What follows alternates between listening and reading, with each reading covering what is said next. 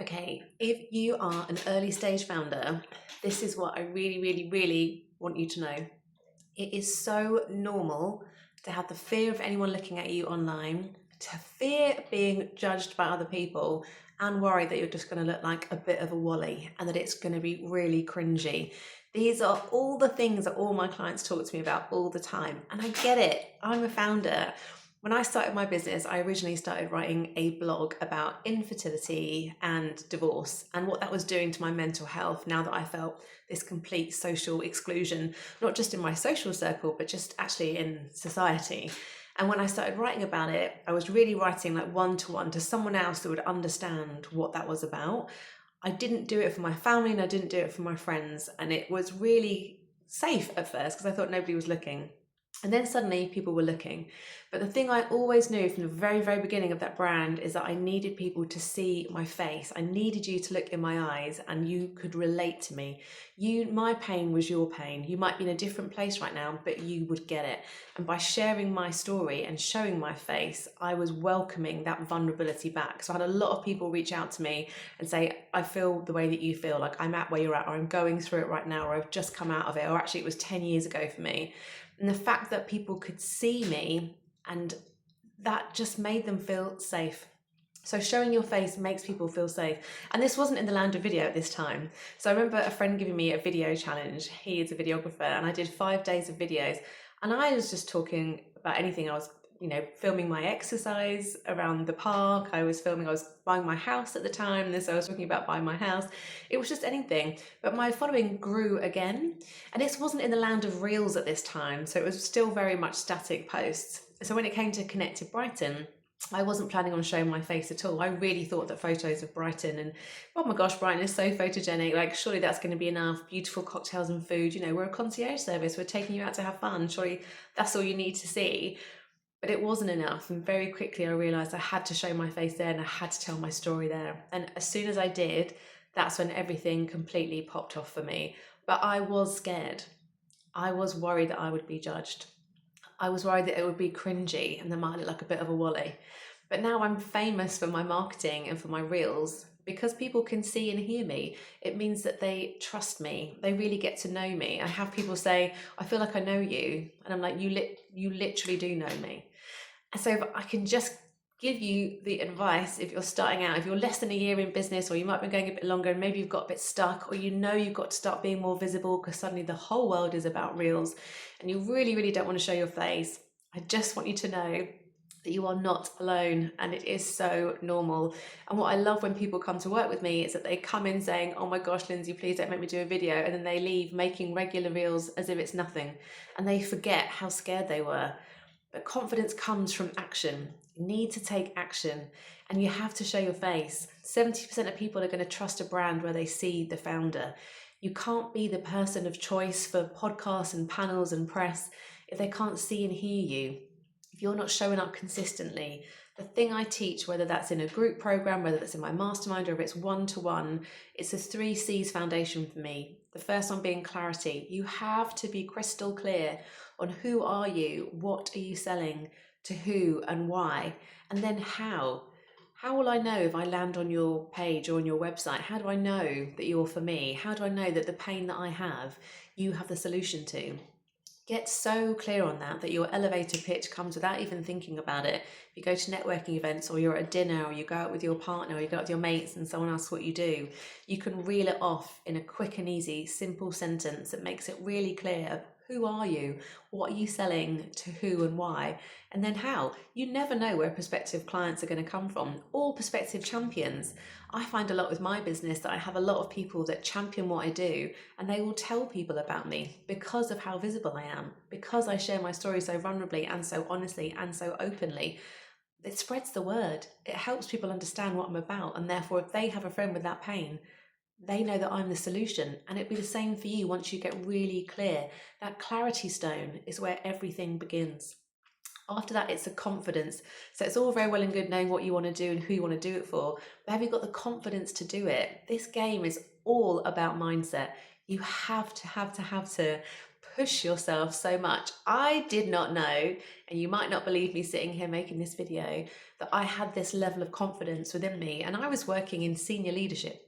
I had to give presentations there, I had to lead people, I had to manage, but I didn't feel the confidence that I feel now. The tenacity, the resilience, starting a business. This is a hard time to start a business. There's no two ways about it. Since COVID, my businesses came from COVID.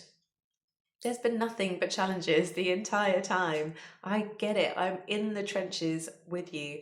But being able to stick and stay the game and see the long game, it takes grit. And that grit is built from taking action. And that's how you build that confidence muscle. And it's not overnight. And there will be hard days. I don't know a single entrepreneur that doesn't question if they should get a real job sometimes, especially in the early days. It's all normal. Everything you're feeling right now, I just want you to take away, is so normal. If it's the only thing you take away, just know that you are a human, and that is a good thing. And we're designed to be scared of new experiences because our bodies and our brains will always try and keep us safe. So the clarity piece is your foundation. Then it's building your confidence in how you deliver that message and that clarity. And then the final piece is content. How's anyone going to find you? Is it your website? Is it your mailing list? Is it your social media? Is it your in-person networking? Are you hosting events? Where are people finding you? Where does that content go? Is it flyers? Is it adverts in magazines? And does that really bring out that clarity piece? Will they really get it from your copy? Will they really get it from the videos that you're making? What videos are you making? What's the messaging look like? Does the marketing fit the reel? Is your brand coming out? They say that your brand is what people say about you when you're not in the room. Creating engaging content is what builds a community. It's what gets you your following, and that following flows into clients if you speak to them in the right way. And I would love to show you how to do that in my programs. I feel so passionate as a founder. I have my business Connected Brighton. I absolutely love it. I started it in lockdown because I wanted new friends and I wanted to put money back into local businesses. And now we're looking at doing a national franchise. When you follow your heart, the amazing, amazing things will happen. And when you push yourself to spaces that you didn't know that you could, beautiful things will happen, I promise. It's all learning along the way. Everything you do is learning. There's no such thing as failure. It's just another opportunity to learn and grow, in my experience. My biggest growth came from the grief of going through that infertility and that divorce. I wouldn't be here today if I hadn't had to go through something difficult, and being able to tell that story and leverage that story to speak to the people that will understand me and get me and want to work with me is so powerful. When you think about that value chain of who you are and what you do, thousands, hundreds and thousands of people will do what you're doing. Hundreds of thousands of people do what I'm doing, but there's only one of me. And so I need to leverage me and my story, and you need to leverage you and your story. And that's exactly what I will teach you in the programs. And that all comes out in your clarity piece, the power of storytelling, the confidence to deliver that story, what that means to people, what you could mean to people when you can show up confidently, show your credibility, really use everything you've got in your armory. You might not realize how special you are until you talk to someone like me who can spot the parts of your story that you don't think are special, that other people are going to be absolutely wowed by. And then it's making that incredible engaging content that's going to bring your audience along with you and convert into those clients. So I've got a few ways that I would love to work with you. I have the amazing Making Waves program, which is if you're brand new into business, so probably less than a year, you're giving it a go, you know what you want to do, but you're petrified of having to show your face on camera. And how do you make content? What is a reel? What's a trial reel? How does all of this work?